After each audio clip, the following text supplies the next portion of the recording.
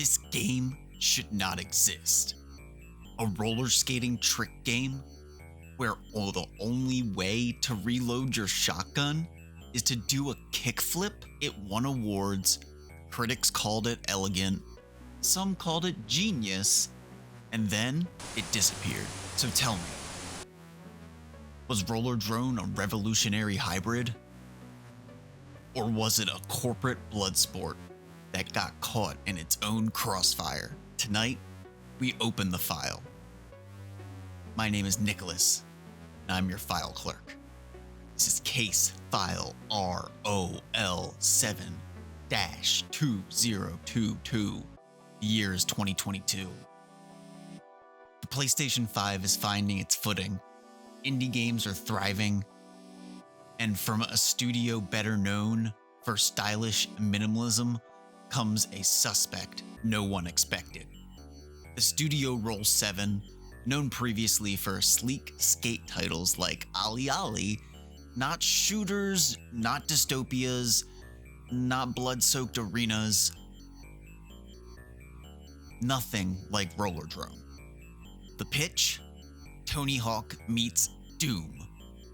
Not a marketing slogan, a mechanical confession. See, most hybrid games layer mechanics like cheap wallpaper.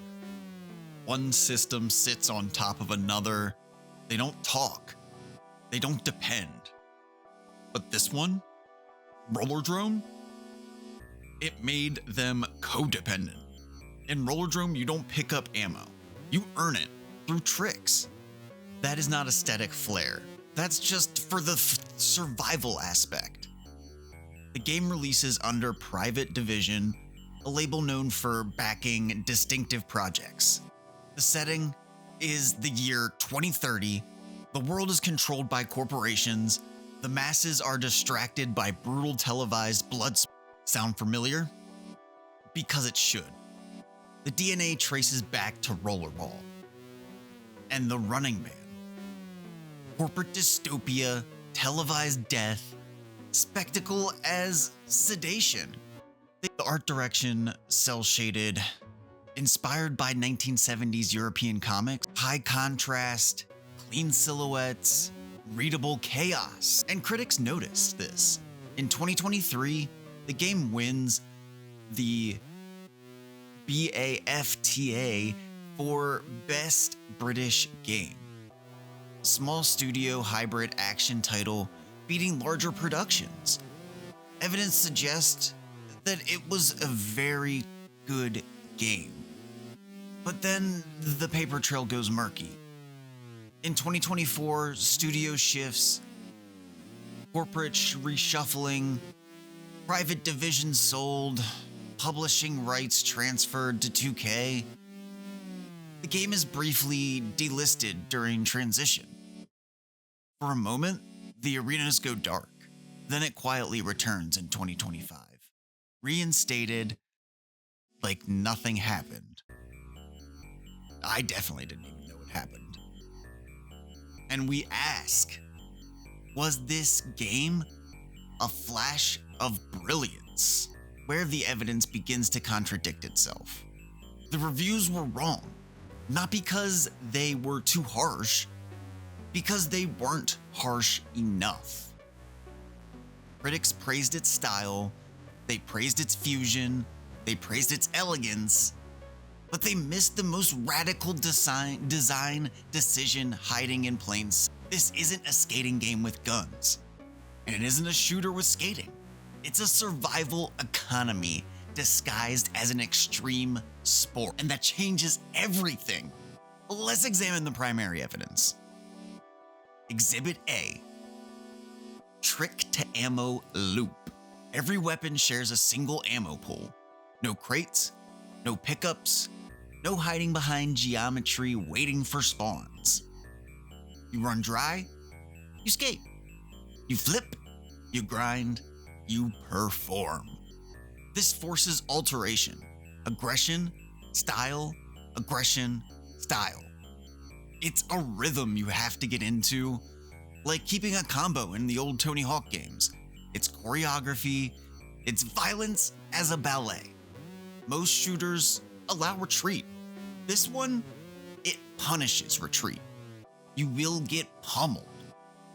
Exhibit B, no bailing. In traditional skating games, mistakes punish momentum. You bail, you fall, you reset.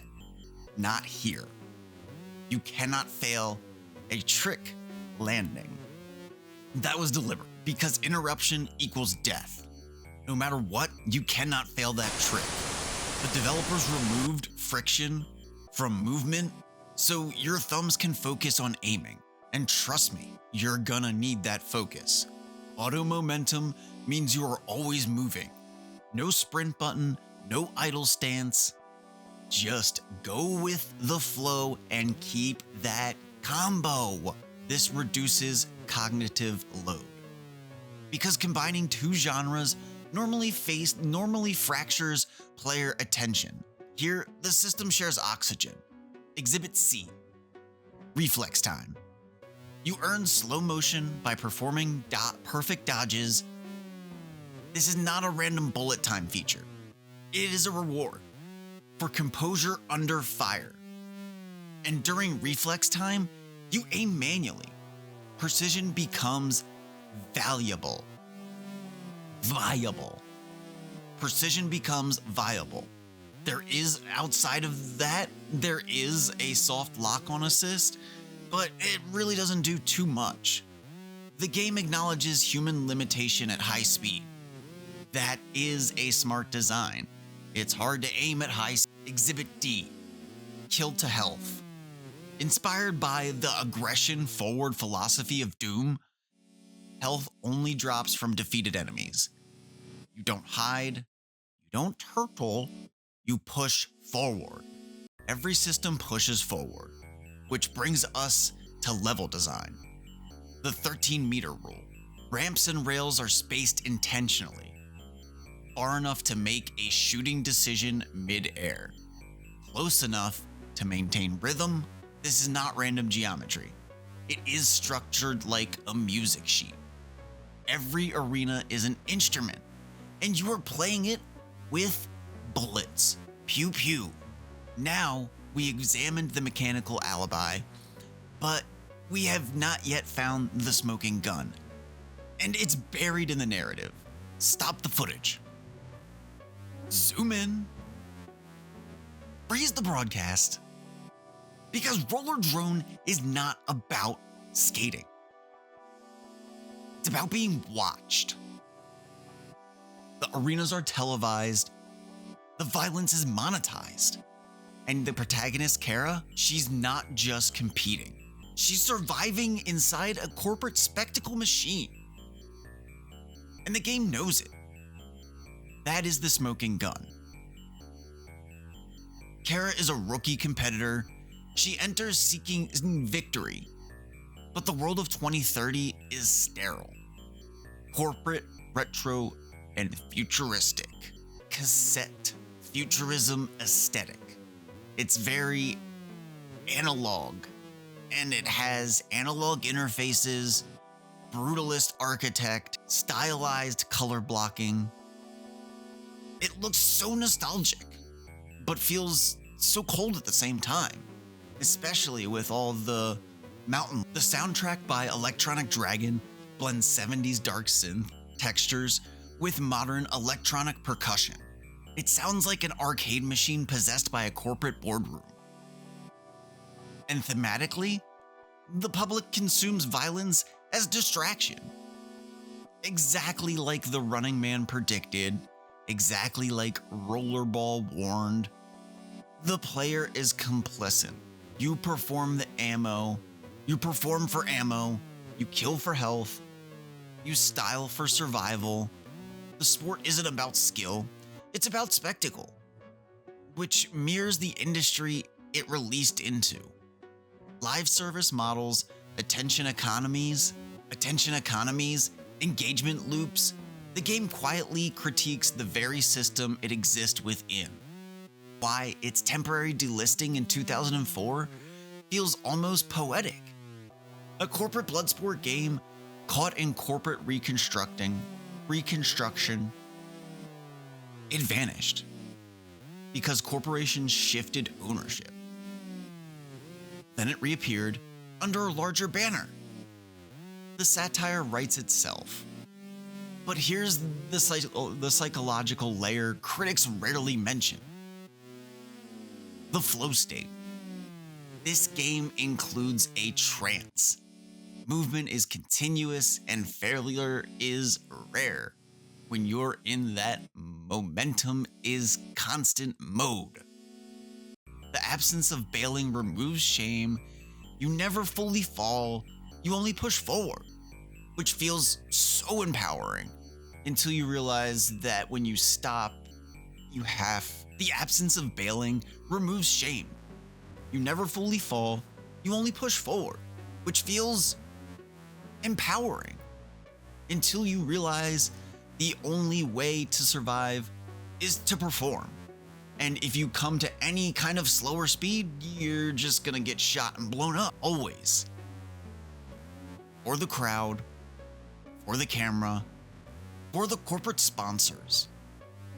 Sound familiar? Type your testimony in the comments if you've played the game already, or go play it, come back to the video, and type your testimony down in the comments below and let me know. I want the record because this entire facility depends on everybody watching these videos. Let's summarize the case. The suspect, Rollerdrome, charges were genre, fusion, corporate satire, mechanical audacity. The evidence shows that it gave a dual-purpose design executed with surgical precision, systems that demand aggression, aesthetic coherence rooted in 1970s dystopian cinema, a publishing saga that nearly erased it from circulation. The weakness? Limited arena variety, repetition for less disciplined players, and a learning curve that filters casual spectators. But the core? It's alright. This is not a gimmick. It is a mechanical thesis statement. A rare example of two genres not coexisting, but relying on each other for oxygen. Verdict? Guilty. Of brilliance. Sentencing? Permanent archive status. Not as a forgotten experiment, but as a case study in how to design hybrid mechanics without compromise. Some games chase trends, some games chase nostalgia, and some build arenas where style is survival. And this was one of them. Case closed.